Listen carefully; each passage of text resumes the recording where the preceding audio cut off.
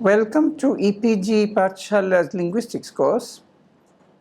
Within the Morphology and Syntax paper, for which I am responsible, Probal Dasgupta of the Indian Statistical Institute. In this session, we shall cover Module 20, called Pronouns and Anaphors. The objective of this module, as the name indicates, is to introduce you to the entire class of pronouns and focus especially on a subclass of pronouns which are called anaphors. Anaphor is a technical term of generative syntax. It is not in common use. So before we introduce the technical term, we need to remind you how the normal classification in the grammars that you have studied at school deals with the various subclasses of pronouns. The main type of pronoun that everybody thinks of the moment we use the word pronoun is what is called a personal pronoun. You've got personal pronouns chalked out into the first and second and third person. You've got first person pronouns I and we, second person pronouns thou and you, third person pronouns he, she, it and they in English, and similar words in other languages. These are the clearest example of pronouns and are what people think of when they hear pronouns mentioned. In addition, there are other subclasses of pronouns. You have, for example, reflexives, himself, herself, myself, yourself. You have reciprocals, each other, one another, and so on. You have relative pronouns, who, in a sentence like, the boy who met you yesterday is my brother. Who question mark, as in an interrogative. Who did you meet yesterday? The who without a question mark in the boy who you met yesterday is called a relative pronoun. The who with a question mark is called an interrogative pronoun. You have entire classes here. Interrogatives include who, which, where, when. Correspondingly, there are relatives without question marks, who, which, where, when. Then there are demonstratives like this and that. There is a lot of varieties of pronouns, as you can see. In this module, we shall deal mainly with anaphors, and within anaphors, we are going to first deal with reflexives and bound anaphors, and later we will turn to reciprocals.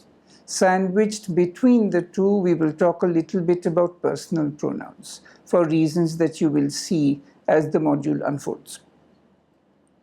We begin with defining the term anaphor. Those pronouns are called anaphors in generative syntax that are said to be anaphoric to an antecedent at an obligatory level. What is it to be anaphoric to an antecedent? You know what antecedents are. For example, if I say, John is not coming today, full stop, he is ill, full stop. You understand that the pronoun he takes John as its antecedent across a sentence boundary. You also know that something can take an antecedent within the same sentence, like John and his sister, where the word his takes John as its antecedent.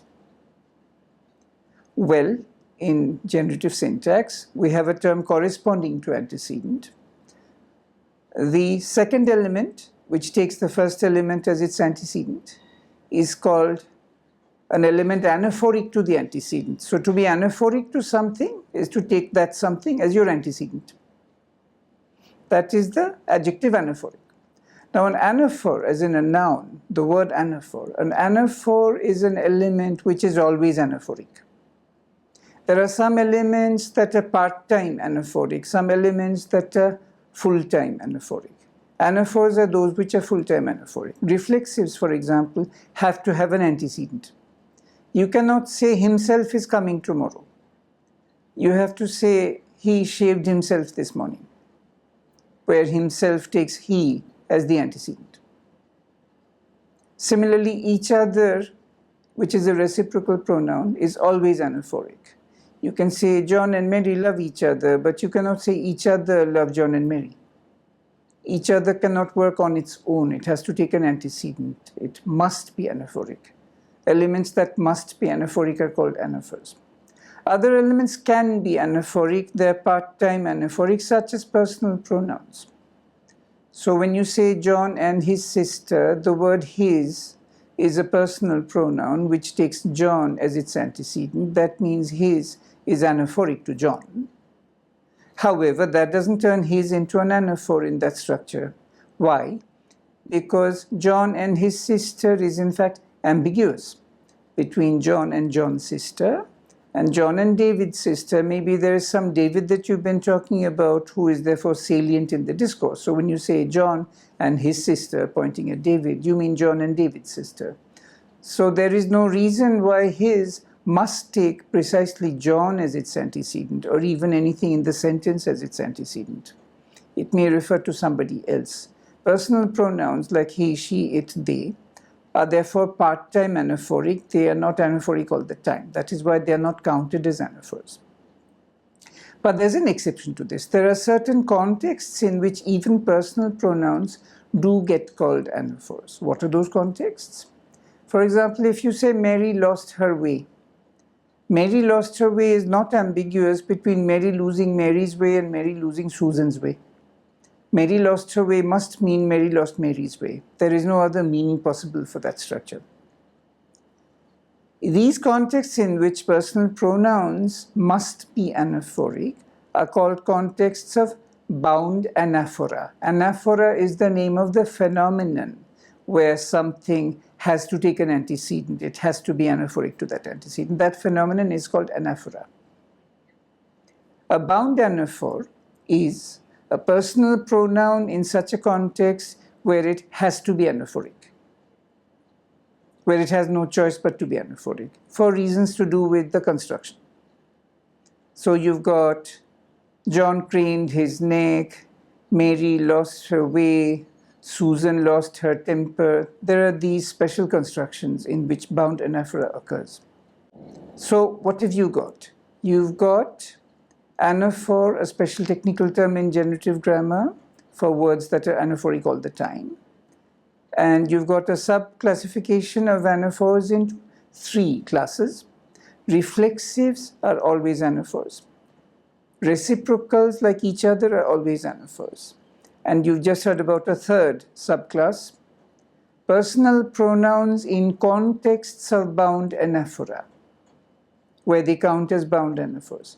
Those also are anaphors. So anaphors are of 3 types: reflexives, reciprocals, bound anaphors. Let us begin with reflexives. They're the clearest case. They're the case that everybody talks about first when you think of anaphora. There are 2 ways reflexives can occur in a sentence. Sometimes the reflexive is ordered by the verb. There is a verb that must take a reflexive. It cannot take any other kind of object. They're called reflexive verbs.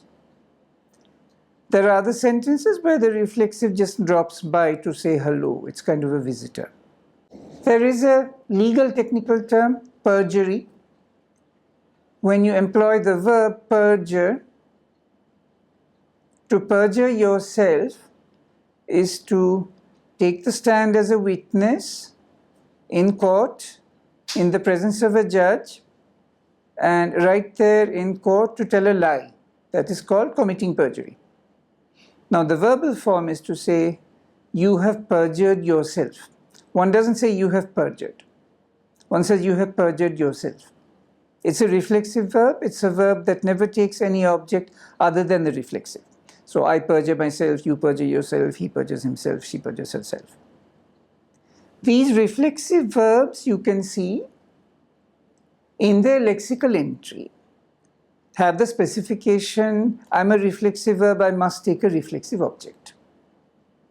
That shows you that a reflexive has something to do with the verbal complex of the sentence. Some element in the verbal complex keeps tabs on whether the sentence has the right structure, whether the verb has managed to get the reflexive object that it requested. Now the verbal item under V cannot really do this. The verb delegates all its work of keeping tabs on the peripheral items in the verbal context, the auxiliaries. So we shall assume, and in some languages there is good reason to assume, that a peripheral part of the verbal complex, a special element there, which in our theory is a volatile element, an element that you cannot see at the surface structure level, keeps check on the rest of the sentence to make sure that a verb that has requested a reflexive gets it. So a sentence like Shyam will perjure himself has the structure Shyam will special element perjure himself, and that special element is volatile, it is in the verbal complex, and its task is to look out and find a reflexive and say that I'm happy if it finds the reflexive. We will call this special element X aux, X because it is volatile and aux because it belongs to the auxiliary system. We don't need any content for it because we will get rid of it anyway. But we need to make sure that X aux has the same referential index as the reflexive. In addition, we have to make sure that X aux has the same referential index as the noun phrase, which is the antecedent for that anaphor, for that reflexive. So in a sentence like Shyam will perjure himself, the full structure at the deep structure level is Shyam subscript I for the referential index, will, X aux has a subscript I, which makes it co-referential with Shyam, perjure, followed by himself. At the deep structure level, himself hasn't yet worked on its subscript, but when we go through the derivations, you will see that the subscript of himself is also extremely important. So X aux, Shyam, and himself have to share a common index, which we write as I conventionally. I stands for an integer of some kind, 1, 2, 3, 4. But since it doesn't matter what integer you pick, in these lessons we have been writing I, as in most linguistics textbooks. Likewise, in a sentence like suit yourself in the imperative, adding earlier learning to what you have now learnt in this module, the deep structure of suit yourself is XU, remember that XU is volatile and will be deleted. X will, remember that X will is the special auxiliary for the imperative, which is also volatile. X aux, which has been introduced this time with that special I. Suit yourself. You will have to end up making sure that X aux is co-indexed with XU and with yourself. Of course, there are senses of suit in which suit doesn't take a reflexive, but as you know, suit yourself is a fixed expression. It means do what you like. I don't care, suit yourself. In that fixed expression, suit becomes a reflexive verb. You don't have sentences like suit me, suit your friends. You don't say that, you say suit yourself. Once you have created X aux for reflexive verbs, it makes sense to also keep it for other verbs which happen to take a reflexive that drops by in the sentence, like a visitor. If you have a sentence like Ali will shave himself, you therefore want to say Ali is co-indexed with X aux, and both of them are co-indexed with himself in Ali will X aux shave himself. While you're co-indexing, it is important to understand that X aux sharing an index with the subject cannot act alone. If one auxiliary in a verbal complex is co-indexed with the subject, all the auxiliaries in the verbal complex have to be co-indexed with the subject. So if you have a sentence like, Ali may have been shaving himself, that verbal complex has several auxiliaries, may, have, been, and X aux. If X aux is co-indexed with Ali, may and have and been are also co-indexed with Ali. Remember, auxiliaries share the index of the lexical item they're associated with, in this case the verb. Auxiliaries cannot have different indices from each other. Here we are not interested in whether the verb has the same index, but if we were, we'd end up saying yes it does. That simply is not at the center of the teaching in this module. But if you want to have a gun at our head and ask us, does the verb carry the same index? Yes, it does, but we're not going to deal with the verb's index. We are merely informing you that all the auxiliaries have the same index. This is also the case not only for reflexives, but for another type of anaphor. It is also the case for bound anaphors. So in an expression like, Mary may crane her neck, where craning her neck is one of those constructions that require bound anaphora, we shall postulate ex ox in the deep structure. Therefore, the deep structure of Mary may crane her neck is Mary subscript I, may subscript I, ex ox subscript I, crane her subscript I, neck. Notice that neck doesn't have the same index because Mary and neck are different entities. The neck is not all of Mary. It is not Mary's body and soul together rolled into one self. A neck is one part of the body, right? So Mary has one index, neck has another. Neck is not co-indexed with Mary. But Mary is co-indexed with the exox and with her in her neck. Her is a bound anaphor. It takes Mary as its antecedent. Now we are ready, since we have looked at exox in the role of helping reflexives or bound anaphors to find their bearings in the sentence, we are ready to make a statement. For our convenience of statement, we shall use a term that is not common in the linguistics literature, the term primary anaphor. We shall call reflexives and bound anaphors primary anaphor and set up a transformation that we shall call primary anaphor licensing. This is going to make sure that primary anaphors are connected properly with their neighborhood. The way we state it is a transformation with the structural description starting with the noun phrase in question, the noun phrase that does the binding, the antecedent, followed by some auxiliary. There usually is an auxiliary in the verbal complex other than exox, followed by exox. Then we put in an optional factor with the feature plus BA. BA is short for bound anaphora.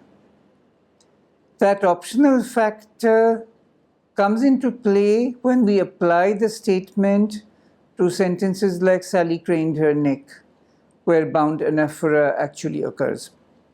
It does not come into play in sentences with ordinary reflexives coming into the sentence, such as John shaved himself this morning, where there is no requirement for there to be either a reflexive or a bound anaphor. There is no bound anaphora trigger in such a sentence. So the bound anaphora trigger is optional here. It is optional because only in some of the cases are we going to get it. Notice that there are two types of bound anaphora trigger. First, the type that you get in bound anaphora constructions like John lost his way, Mary craned her neck, and so on. Sally lost her temper. Those are bound anaphora constructions. Secondly, when there is a reflexive verb like perjure himself or suit yourself. Reflexive verbs are also bound anaphora triggers in the sense in which we are using the term. They force there to be an anaphor. That makes them triggers. Following that optional bound anaphora trigger, we have a variable because there's other stuff in the sentence usually. Then there is the NP that is going to be co-indexed with this, NP sub I, and then Y. You've got 7 factors in total. Now in this structure, our task is to make sure that the third factor, the exox, having done its work, disappears. So the output is very simple, 1, 2, 0, 4, 5, 6, 7. The third factor, which is the exox, which must disappear before surface structure, disappears at this point. What does it do? What is the purpose of having a primary anaphor licensing rule that deletes the exox factor? The task of exox is to make sure that there are 2 co-referential NPs in the right positions. We could put in further details into the structural description to make sure that it is the second NP that is the bound anaphor or reflexive, and it's the first NP that is a full noun phrase. But as the module unfolds, you will gradually see that there is no need to do that. There is no way for the anaphor to come first in an English type language and the antecedent to come second. There is now a technical difficulty. What happens if you have got the wrong kind of sentence and X ox does not match its neighborhood? Consider a sentence like John will shave himself, where John and himself have the same index I, but X ox has not been inserted. Remember that X ox gets inserted by a lexical insertion process. Lexical insertion processes apply freely. They cannot see their surroundings. Therefore, in the verbal complex, you may have failed to insert X ox. And you may have John and himself in the sentence. Everything may be fine, except that X ox is missing. Under these conditions, what is going to happen to that sentence, John will shave himself, where X ox is not present, is that our transformation will not apply. The primary anaphor himself will not get licensed by the special element X ox. And the result is the indices are going to survive until surface structure. Now, what we have said so far in the preceding modules does not make that a problem. We have to turn that into a problem, because otherwise we have no way to prevent John, I, will shave himself, I, from being generated as a surface structure. Thus, we have no way to enforce the application of the licensing transformation that we just formulated. We have no way to make sure that X ox is present whenever its supervisory role is called for. We therefore introduce a new convention that we call the index removal convention. The index removal convention says when a transformation has done its work, the indices associated with that work are removed. We have to tweak the convention in such a way that the licensing transformation we have just formulated qualifies for index removal. And a sentence like John will shave himself without the X ox and therefore not undergoing this transformation does not qualify for index removal. Therefore, inappropriately, it will keep its index until surface structure and the derivation is going to collapse. That is the result we want. We want the derivation without X ox to collapse. We only want the derivation where X ox is present to succeed. This is a preliminary formulation of index removal, but you get the general idea. In one of the subsequent modules, we will have to tweak it for other reasons that have to do with much more complex sentences. So please bear with us and do not take the formulation of index removal given in this module as the final word in this course. There is an important difference about all these matters between English and Hindi. So far, we have not said much about what can be an antecedent and what cannot be an antecedent. We have given you an exercise where you get a chance to find out for yourself that the difference between English and Hindi Urdu is that in English and Hindi you can say Rita cooks for others, not for herself, where herself takes the antecedent Rita, which is the subject of the sentence. English also allows Shyam showed Rita a picture of herself, where Rita is the antecedent for the anaphor herself. Rita is an object here, and Shyam showed Rita a picture of herself. In Hindi, this is not permitted. You cannot in Hindi say Shyam ne Rita ko apni tasveer dikhai and mean Rita ki tasveer. The meaning of Shyam ne Rita ko apni tasveer dikhai has to be Shyam ki tasveer. So the English sentence Shyam showed Rita a picture of herself cannot be literally translated into Hindi Urdu with apni for herself. We ask you in the exercise to work out the details of the difference between English and Hindi. You will find on the whole that Hindi reflexives always take subject antecedents, whereas English reflexives can take both subjects and non-subjects as antecedents. Now we want to expand our analysis to cover personal pronouns like I, you, he, she, it, they. We have so far been talking about 2 of the 3 classes of anaphors. In the early days of generative syntax, grammarians thought that the way to analyze pronouns perhaps is like the way to analyze anaphors. Just as for anaphors, you have to find where they can be anaphoric to which antecedent. People imagine that also for pronouns, it's a good idea to look at the same linkage between a pronoun and some antecedent that it is anaphoric to. And they tried to draw a map of the sentence with this question in mind. The results were very frustrating. It turned out that that approach to the way pronouns interact with other noun phrases in the sentence is not actually very helpful.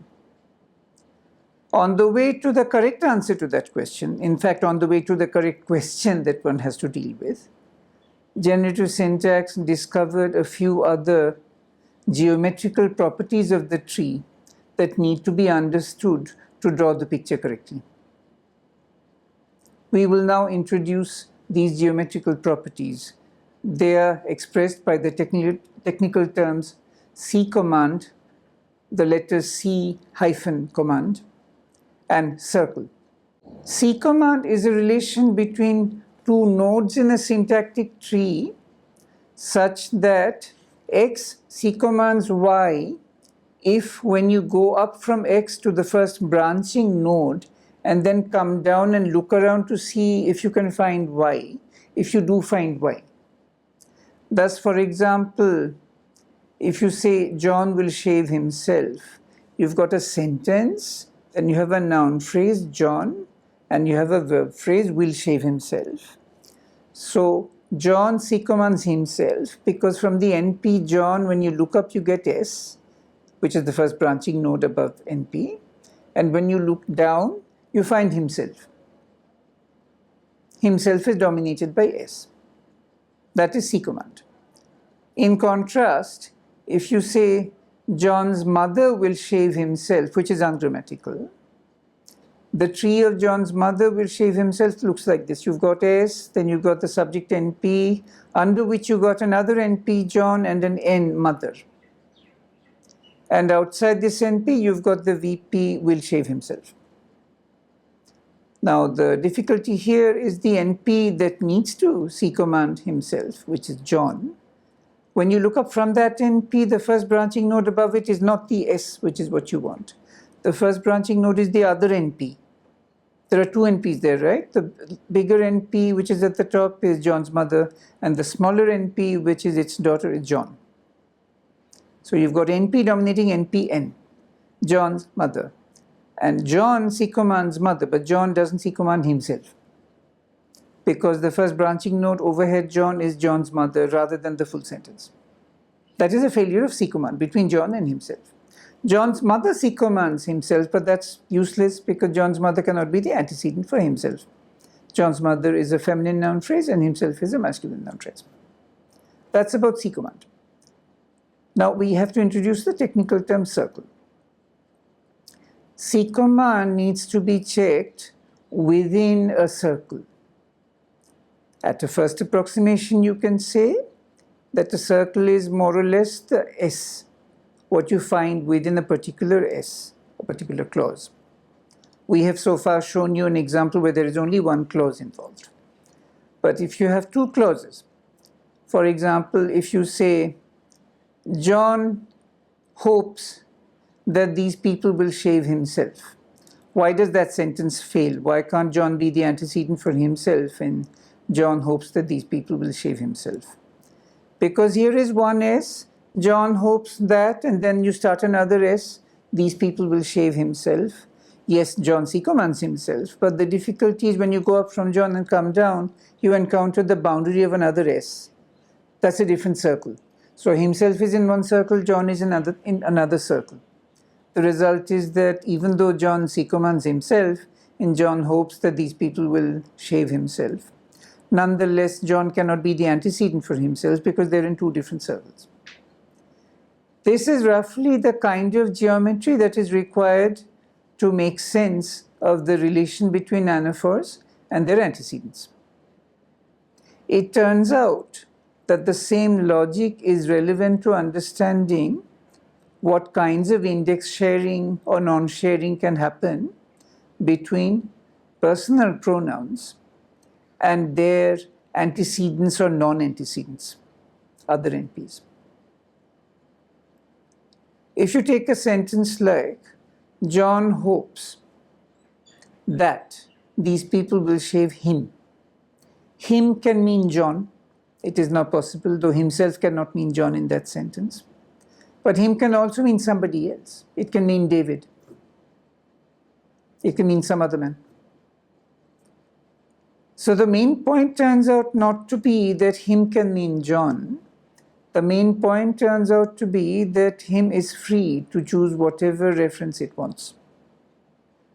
With personal pronouns that are not anaphors, third person personal pronouns, because those are the most interesting grammatically, since first and second person pronouns have fixed reference.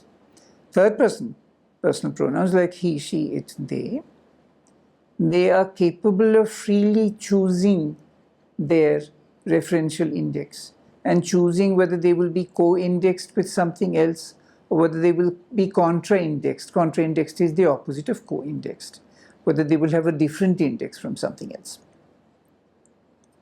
Now, as we've been trying to explain to you, the main question about a pronoun is not what is it co-indexed with. The main question is what is it contra-indexed with.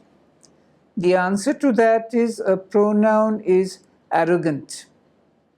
It is contra-indexed with all other NPs in its circle. It's a bit like somebody who is so arrogant that they don't make any friends in their immediate neighborhood. They make friends far away. In their neighborhood, they go up with their nose turned up and they go around, not making friends, pushing everybody away. A pronoun is like that. It doesn't want any co-indexing inside its circle. So if you have a sentence like, John shaved him and John have to be different people.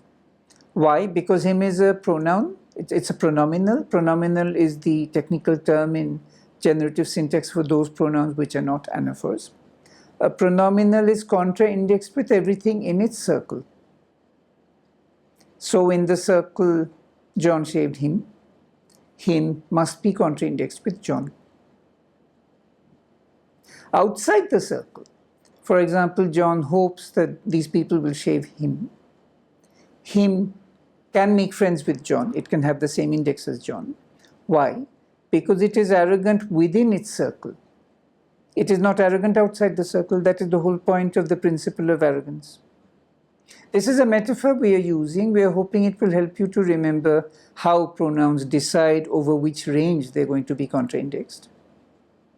But the technical formulations come pretty close to this idea of arrogance. We'll introduce a second metaphor of this kind to tell you another important property of pronominals. That second metaphor is best illustrated by taking a sentence like, he said that I said that you said that John was going to be late for work. In a sentence like that, where you have lots of S boundaries, first S, he said, second S, that I said, third S, that you said, fourth S, that John is going to be late for work. However many sentence boundaries you introduce in this huge structure, if there is a he secommanding down all the way, if it is the subject of the top S in such a structure, and if there is some other noun phrase down there like John, which wants to be co-indexed with he is going to be very nervous. It will say, no, I don't want to make friends with that character. Now, if I do this in terms of friendship, you won't be able to remember. So I've chosen a metaphor based on a story that you must have heard. It's about the princess and the pea.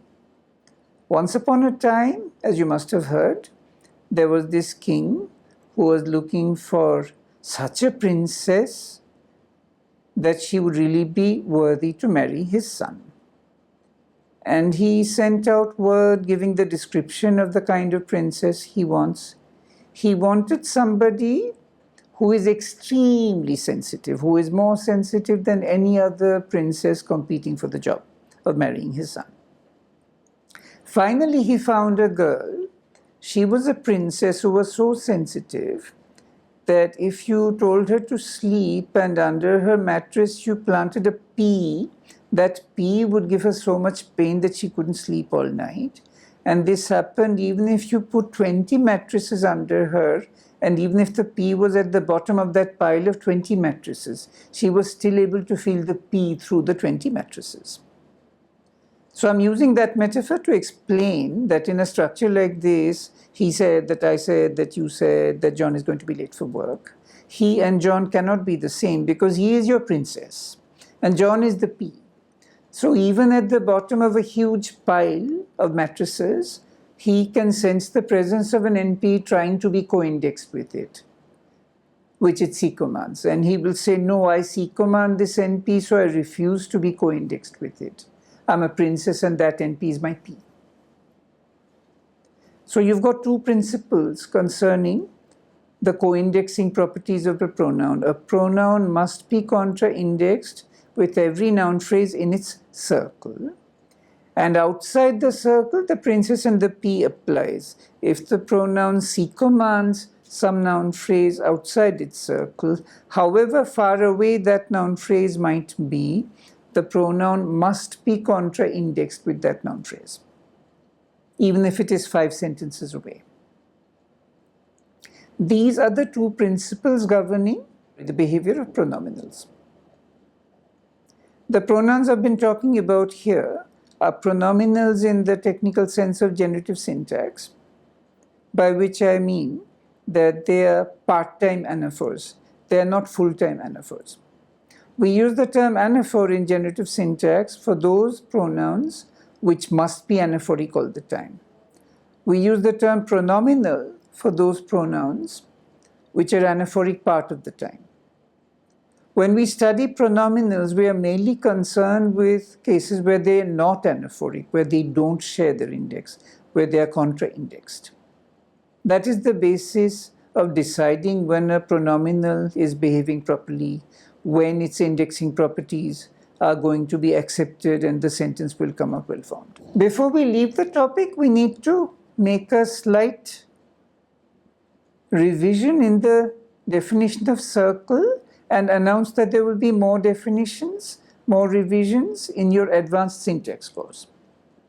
We have told you as a rough and ready initial approximation that a circle can be thought of as being an S. Is it within your S or is it across an S boundary that makes something be within your circle or outside your circle? Now it turns out sometimes the circle is the NP rather than the S. So if you compare the sentence we give as 13 in the e-text, nobody is worried about the teenage boy's problems with himself. The circle within which himself looks for an antecedent is the NP, and himself is quite satisfied to find the teenage boy within the circle, so that you can say the teenage boy's problems with himself, meaning the teenage boy's problems with the teenage boy.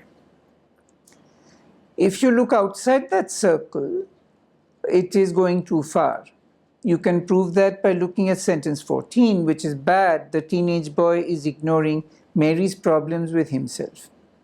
This is a bad sentence because here, in Mary's problems with himself, the noun phrase that counts as the circle relevant to himself has failed to find an antecedent. It looks for an antecedent way up there in the S. The teenage boy is ignoring Mary's problems with himself. So from examples like these, it can be shown that in certain constructions, it is not the S but the NP that counts as a circle. We are making this correction not as part of an exercise we're going to do in this particular paper. In the morphology and syntax paper, which is elementary, we will not give you a final definition of the concept of circle. When you're ready for the final definition in the advanced syntax course, you will learn that people use other kinds of technical terms for it. They don't call it a circle. We are using the term circle the way we are talking about arrogance and the way we are talking about the princess and the pea. Circle is a rough and ready initial term. We are carefully avoiding giving you the actual technical terms, domain, governing category, and so on, because those terms come with their accurate definitions attached, and you have not learned the architecture necessary for those accurate definitions. So we are leaving you with this rough definition of circle and telling you that these definitions do not work in detail. If you want them to work, you have to go up to advanced syntax. At the same time, we want to leave you with a sense of the geometry that tells anaphors and pronominals where the anaphors have to be co-indexed and where the pronominals have to be contra-indexed. That is the reason why we have introduced C command and circle in the elementary syntax course, contrary to the habits of most of the syntax courses that you will find in your further reading. We had told you that there are three subclasses of anaphors: reflexives, reciprocals, and bound anaphors. Our discussion of anaphors in the first section of this module was only about reflexives and bound anaphors. We had purposely postponed the discussion of reciprocals. Why had we postponed the discussion of reciprocals? They are particularly complicated because one element of the reciprocal is a quantifier. If you have each other, the quantifier element is each. If you have one another, the quantifier element is one. Then there are some languages in which the structure of a reciprocal is a repetition of the word for other. For example, in Sanskrit, you get paras, param, where paras means other and param means other again. You have similar structures for reciprocals in Dravidian languages, such as Kannada and so on.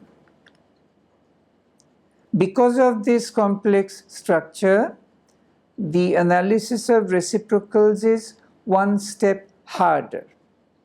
In the early days of generative syntactic research, it was believed that reciprocals are formed by the quantifier moving into another position. That, for example, the deep structure of the men like each other was each of the men like the others. And then there is an each movement transformation which takes the each and moves each into the position of the. So each of the men like the others turns into the men like each other. This was the initial idea. Later it turned out that that is not really the way to do things, because sometimes you get other quantifiers in the deep structure and each clashes with them.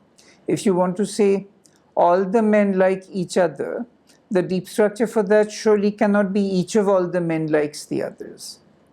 That is not a possible sentence. Therefore, people realized that the each movement analysis is not the best way to handle reciprocals. They began to generate reciprocals forms in the deep structure itself. That is called the base generation hypothesis. And they began to interpret reciprocals where they are located. In order to handle reciprocals, just as reflexives require a special element in the auxiliary complex, x-aux, likewise reciprocals also have the same requirement. The evidence on which we base this idea comes from languages such as French and certain Dravidian languages in which there is an anaphora tracking element in the verbal complex. In French, it looks like a reflexive clitic. In the Dravidian languages, it is a particular auxiliary element in the verbal complex itself. That element is present both with reflexives and with reciprocals. On the strength of the overt evidence in French and in Dravidian languages, we conclude that universally, in all the languages that have reflexives and reciprocals, it is necessary to keep a tracking element in the auxiliary system of the verbal complex, which watches to see that the reflexive or reciprocal is properly tied together with its antecedent. So we follow that strategy for reciprocals also, just as we follow it for reflexives. We now turn to the behavior of names.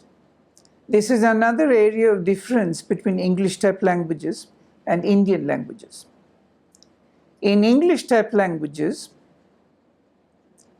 if you repeat a name, everybody assumes that you mean two different people. In English, if you say, John is talking to John's sister, the listener assumes that there are two different people there called John, and John A is talking to John B's sister. If you want to say the same person is talking to the same person's sister, you say John is talking to his sister. You don't say John is talking to John's sister.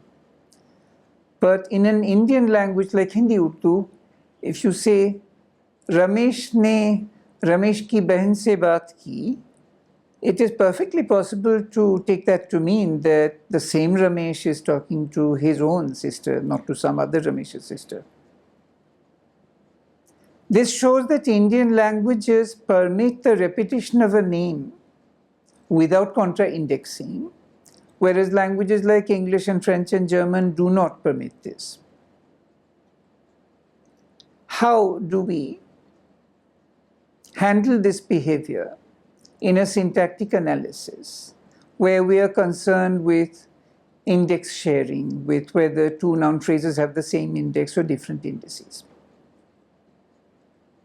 Obviously, we need to look more carefully at the properties of name repetition in Indian languages. If I slap myself, you cannot say in an Indian language, Ramesh slapped Ramesh. That is ungrammatical. In other words, a repeated name does not have the same behavior as a reflexive.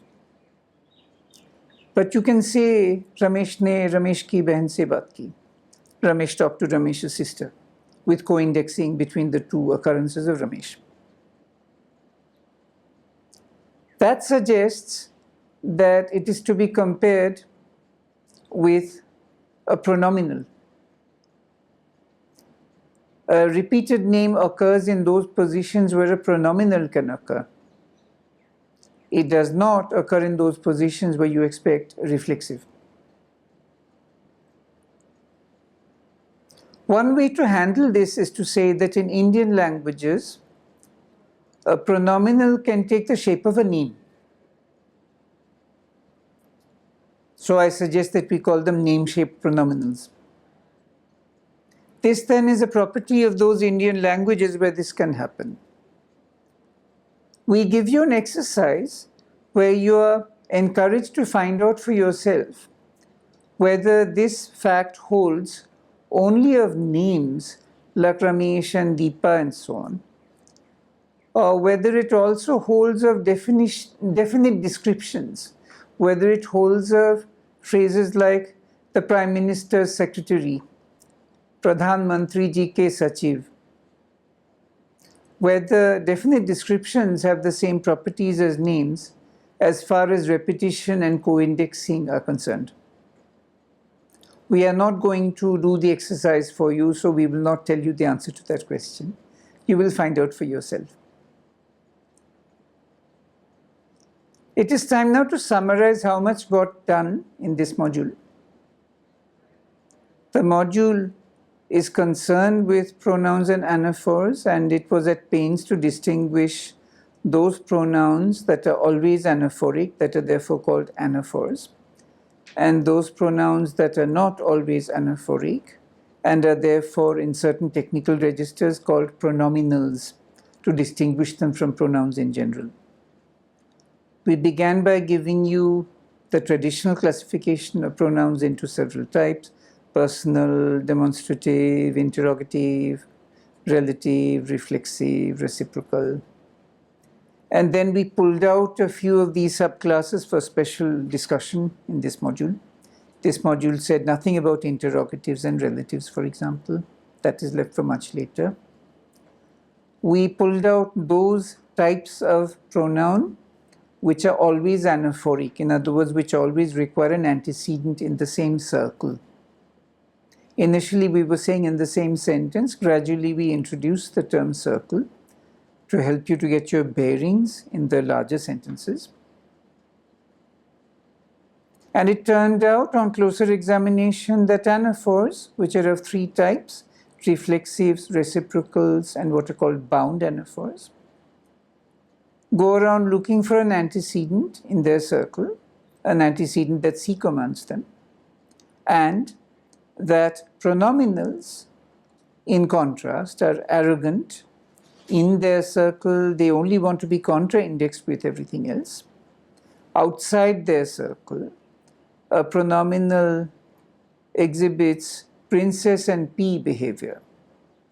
So if a pronominal is way up there and if it C commands a P, in other words, another noun phrase, however far down it may be in the structure, across 2, 3, or 4 circle boundaries, the pronominal resolutely prevents co-indexing with that P.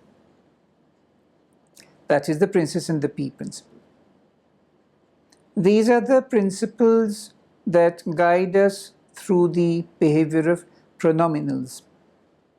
In order to keep tabs on reflexives, bound anaphors, and reciprocals and make sure that they secure the connection they want with their antecedent inside their circle, we made sure that the transformation responsible for this, called primary anaphor licensing, we reserve the term secondary anaphor for reciprocals, introduces an extra element, a volatile element in the auxiliary system that we called X-aux, X for volatile and aux for membership of the auxiliary system, which is co-indexed with the anaphor and with its antecedent, and whose job is to make sure that the anaphor and the antecedent find each other. We first set this up for reflexives and bound anaphors, which are primary anaphors. And in a later section of our discussion, we noted that the same strategy works very well for reciprocals, and we gave reasons for doing it that way. In contrast to anaphors, where co-indexing is the kind of index sharing that is involved, the main point of the grammar of pronominals is that they mainly look for contra-indexing. They're not interested in who they can share an index with. They're interested in who they do not share an index with, who they differ from. This is what we expressed with the metaphors of arrogance and the princess and the P. This concludes our discussion of pronouns and anaphors in generative syntax. We encourage you to look at the e-text that presents some of the details with more technical accuracy. We also want you to look at the further readings that are recommended in the e-text and to get back to us for any clarifications you might need. Thank you for your attention.